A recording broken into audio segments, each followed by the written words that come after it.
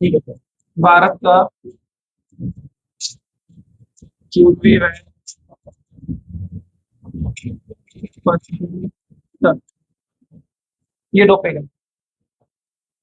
एक टॉपिक है पूर्वी एवं पश्चिमी तट। समझ में आ गया।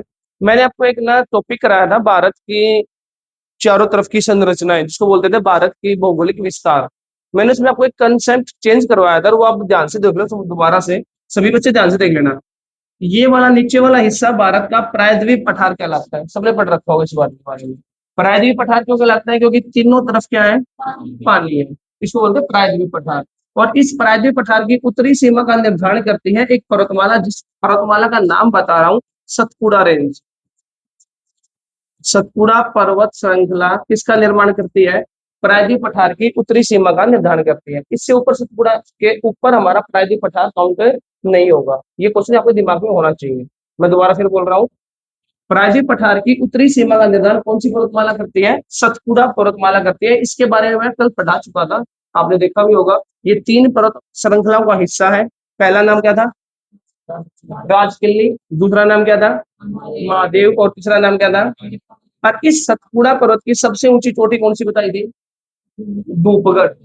कौन सी थी? जो महादेव पर्वत की सबसे ऊंची चोटी है। यही बात था। एक क्वेश्चन और कराया था, मेघालय की पहाड़ी की सबसे ऊंची चोटी कौन सी कराई रखी है? अमरकंटक, जहां से तीन नदी निकलती है। कौन कौन सी? सोन नदी, नर्मदा, महानदी। मतलब याद करके आयो, बात ये है। चलो अच्छी बात है भाई। देखो बोर्ड पे एक बार,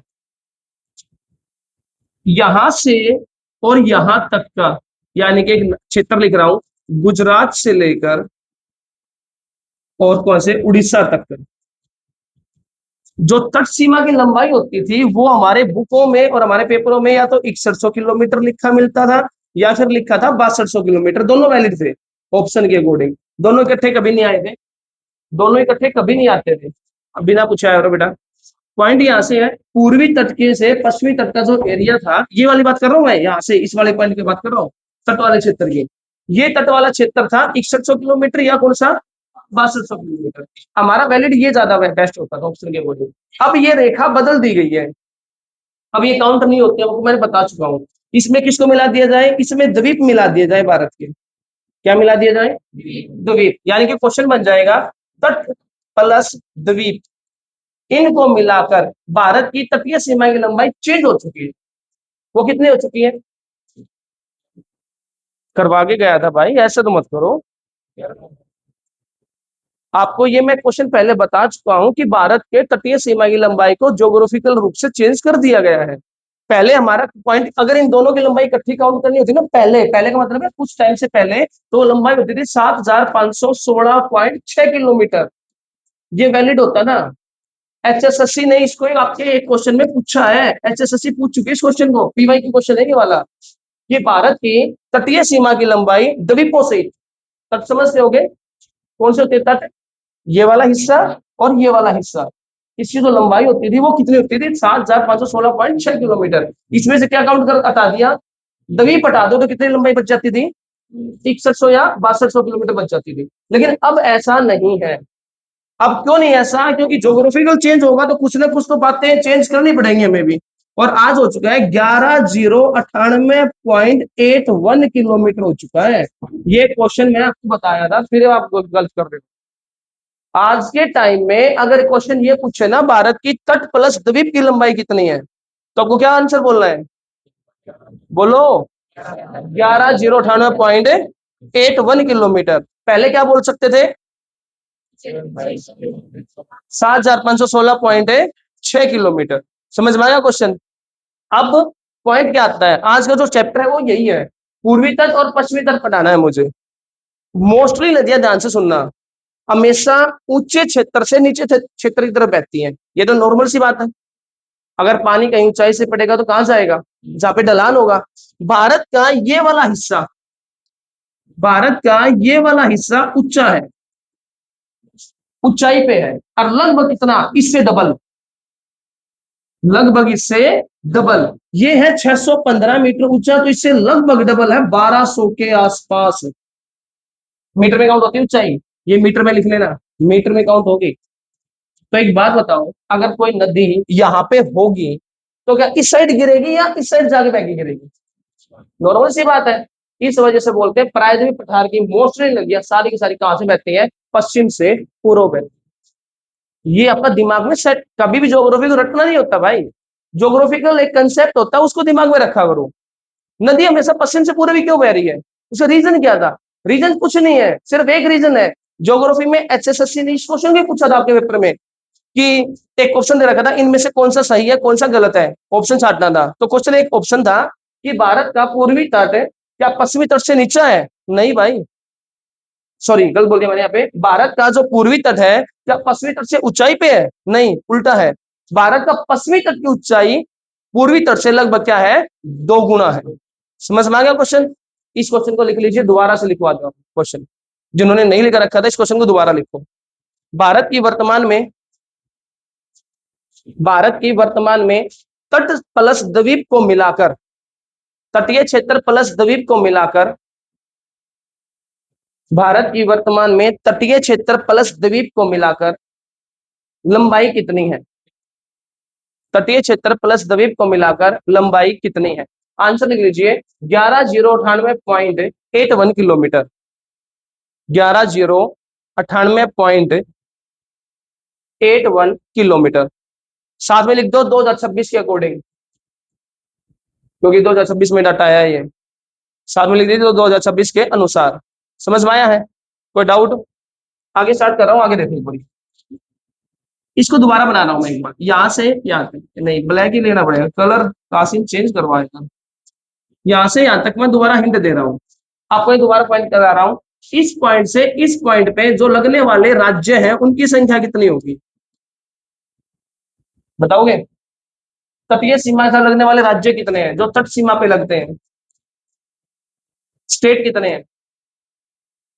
सारा साफ हो गया पिछले वाला। कितने राज्यों की सीमा समुद्र से लगती है? उल्टा बोल दिया क्वेश्चन लो। कितने राज्यों की सीमा समुद्र से लगती है? 9। 9 स्टेट है जो समुद्र से लगते हैं। इनमें सबसे ज्यादा किसकी सीमा लगती है? सबसे कम किसकी लगती है? दूसरे नंबर पे ज्यादा किसकी लगती है? फर्स्ट नंबर पे इसकी, सेकंड नंबर पे किसकी लगेगी? आंध्र प्रदेश की। ये तो याद कर रखते हैं भाई। समझ में आया?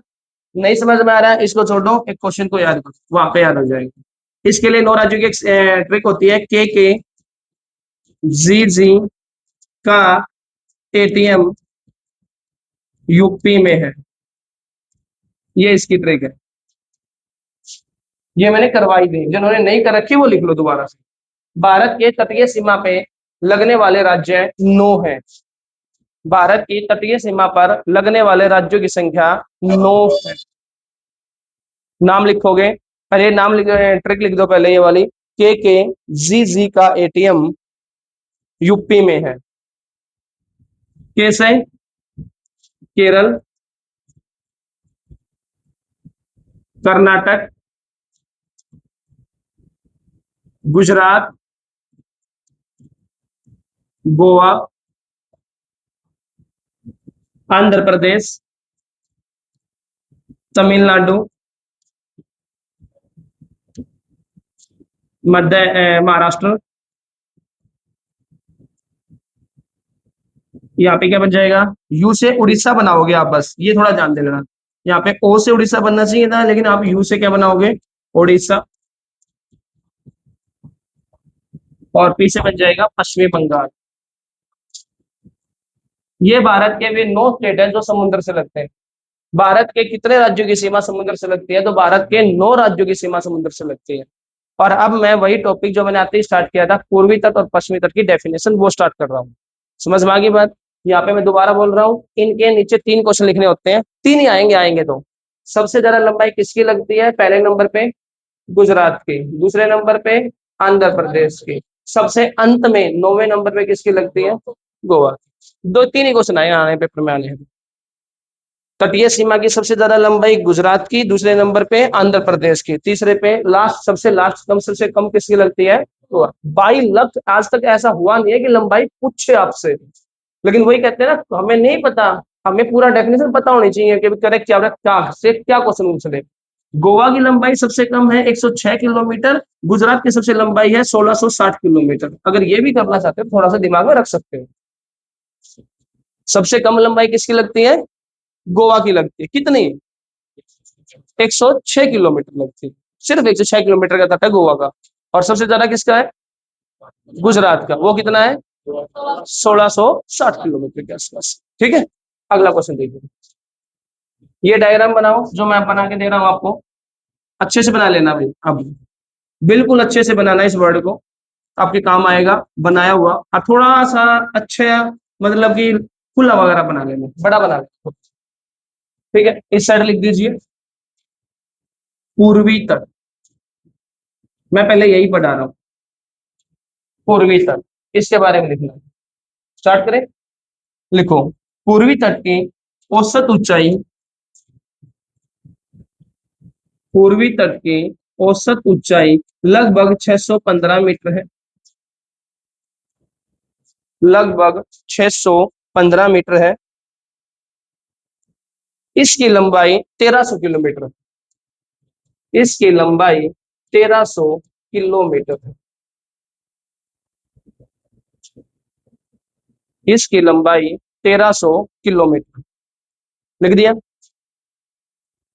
इसके साथ कोई नहीं लिखेगा, मैं लिख रहा हूं यहाँ पे, आपको थोड़ा नीचे लिखना है। इसको डिवाइड करेंगे अभी यहाँ पे। क्वेश्चन लिख लिए। इसकी औसत ऊंचाई कितनी है? 615। और लंबाई कितनी है? लगभग 1300। लगभग में काउंट होता है, यहां से लेकर यहां तक की जो लंबाई है वो लगभग में काउंट होगी। कितनी है? 1300। क्वेश्चन नोट डाल के लिखिए। पूर्वी तट को, लिखो, पूर्वी तट को भारत में नदियों के आधार पर बांटा गया है। पूर्वी तट को भारत में नदियों के आधार पर बांटा गया है। अब इसके पॉइंट बनाने हैं, तो वो कैसे बनाने हैं यहां पे लिखिए। कन्याकुमारी से, ध्यान से लिख लेना, कन्याकुमारी से और कृष्णा नदी का डेल्टा, कृष्णा नदी का डेल्टा। ये थोड़ा गैप दे के चलोगे ऐसे ही। अगला पॉइंट है, कृष्णा नदी से लेकर, कावेरी नहीं गोदावरी कर दो यहाँ पे, कोकण तट आ जाएगा, गोदावरी का डेल्टा।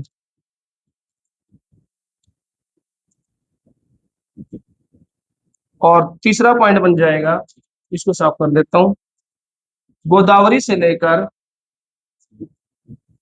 उत्तरी सरकार वर्ड यूज करना है यहाँ पे, या इसका नाम एक और ले लेते हैं। तो नहीं, यही लिखोगे आप, उत्तरी सरकारी लिखोगे आप। इसका नाम आप उत्तरी सरकारी लिखोगे। लिख दिया। ध्यान से सुन लो। मैंने इससे पहले वाला एक क्वेश्चन बोला था कि भारत के पूर्वी तट को मुख्य रूप से नदियों के आधार पर बांटा गया है। कन्याकुमारी नीचे पानी का क्षेत्र है, कृष्णा नदी का क्षेत्र हो गया, गोदावरी नदी का क्षेत्र हो गया, और ऊपर क्या लिख दिया मैंने? उत्तरी सरकार। उत्तरी सरकार का रीजन है क्योंकि ये समुद्र से लगता है, उसको उत्तरी सरकार ही बोलते हैं ज्योग्राफी लैंग्वेज में।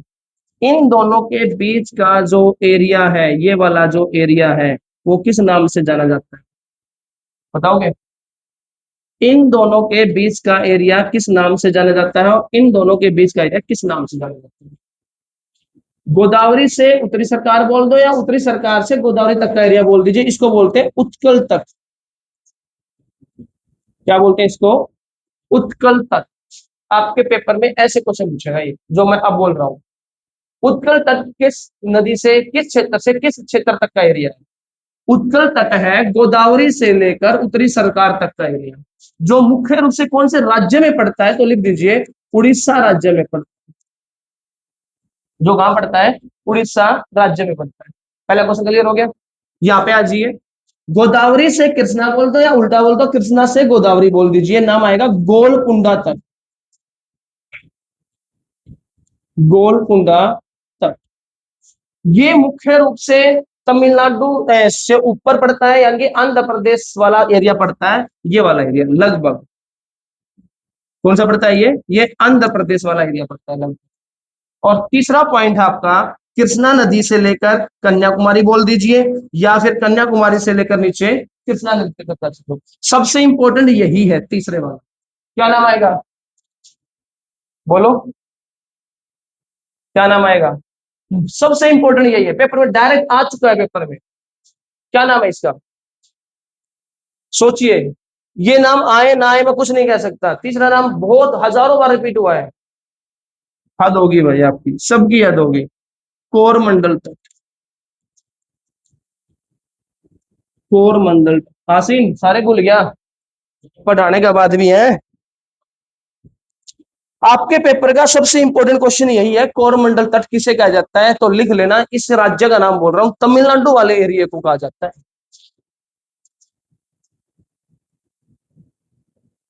तमिलनाडु वाले एरिया को क्या कहा जाता है? कोरमंडल तट कहा जाता है।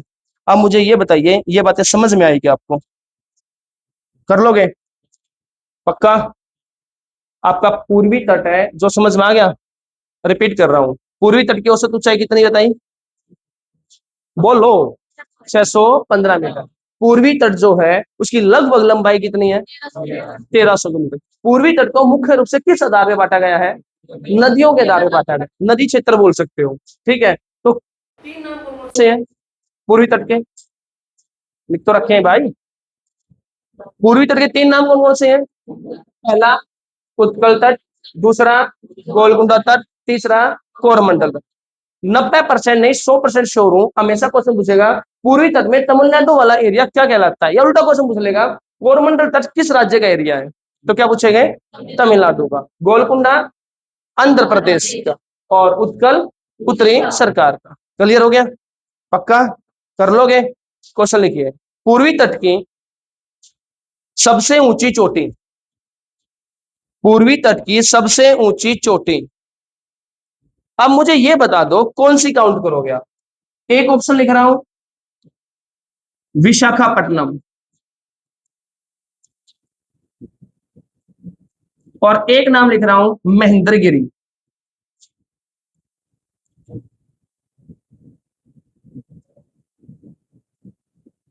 बोलिए, कौन सी काउंट करोगे?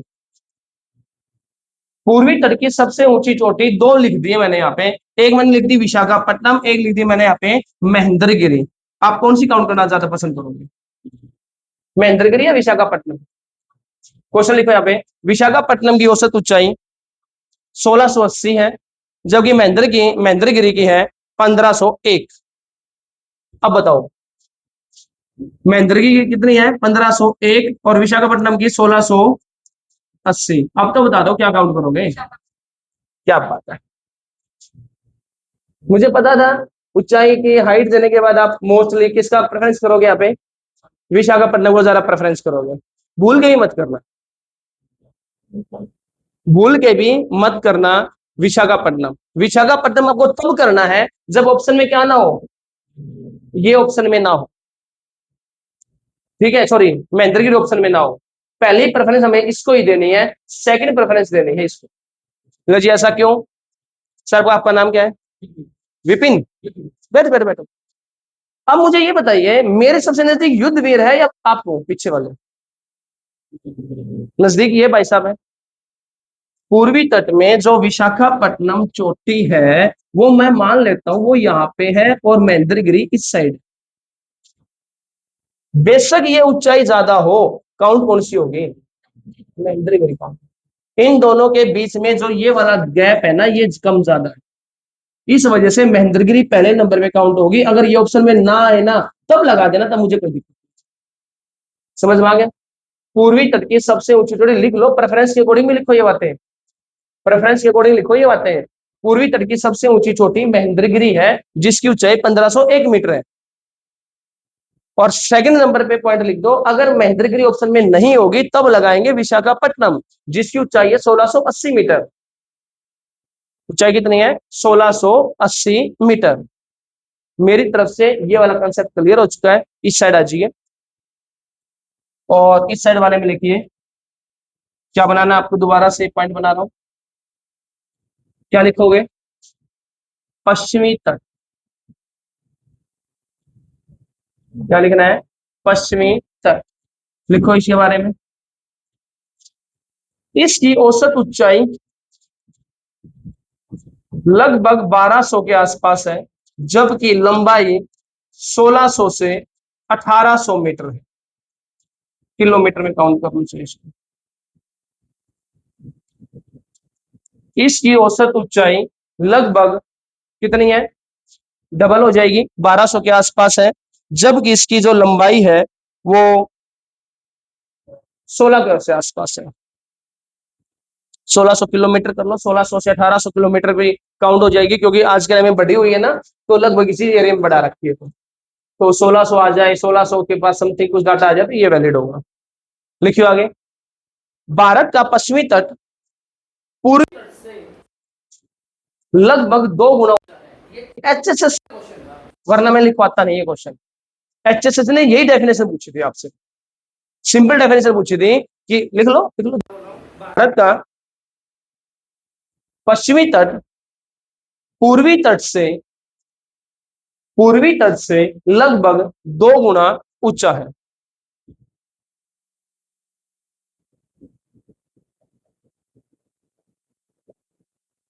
लिखिए, पश्चिमी तट के अन्य नाम।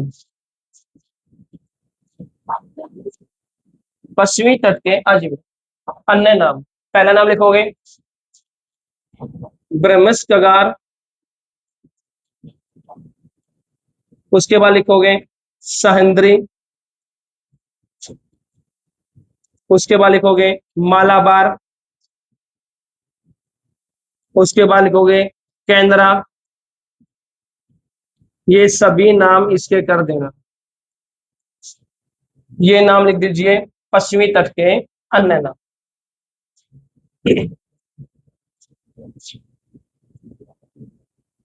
लिख दिया।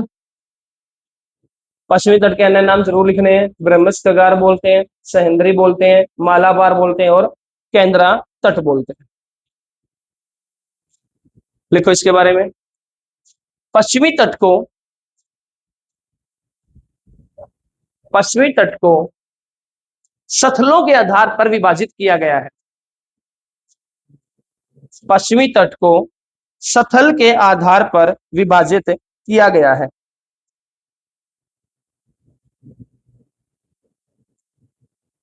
सथल या क्षेत्र वर्ड यूज कर सकते हो। इस तट को, पश्चिमी तट को सथल के आधार पे या स्थान के आधार पे या क्षेत्र के आधार पे इसको डिवाइड कर रखा है।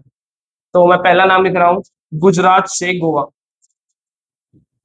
ऊपर से स्टार्ट कर दो, ऊपर वाला क्षेत्र लिख लीजिए गुजरात से। ये बना लेना, दोबारा बनाना है आपको। ये गुजरात से गोवा। आपके पेपर में ये क्वेश्चन ऐसे कभी नहीं आया था। आपके पेपर में आया था मुंबई से गोवा, मुंबई से गोवा। लेकिन मैंने दोनों वर्ड यूज करे हैं, गुजरात से गोवा या मुंबई से गोवा। मैंने पहले बोल दिया किसके आधार पर डिवाइड है, सथल क्षेत्र, तो सथल ही नाम लिखे हैं मैंने। तो इस नाम को इन दोनों के बीच का एरिया बोल दो, चाहे इन दोनों के बीच का एरिया बोल दीजिए, इसको नाम दे दीजिए केंद्रा तट। लिख लो ये वर्ड, गुजरात से गोवा या मुंबई से गोवा वाले को केंद्रा की जगह कोकण वर्ड ज्यादा यूज करो। कोकण वर्ड लिखते, केंद्रा नीचे लिखना है, कोकण वर्ड यूज कीजिए। कोकण, कोकण ये वर्ड लिखो, गलत बोल दिया है। गुजरात से गोवा कर दो या मुंबई से गोवा, क्या आएगा, कोकण तट आएगा।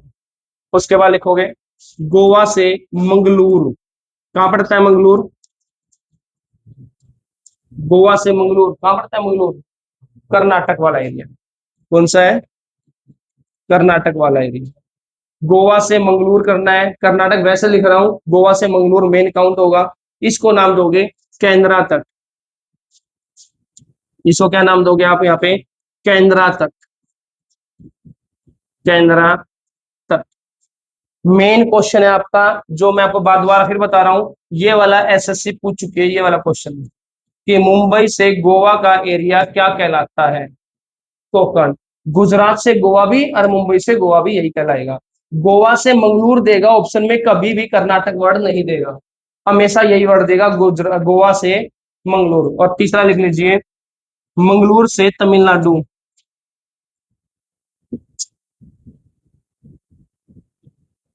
मंगलूर से तमिलनाडु।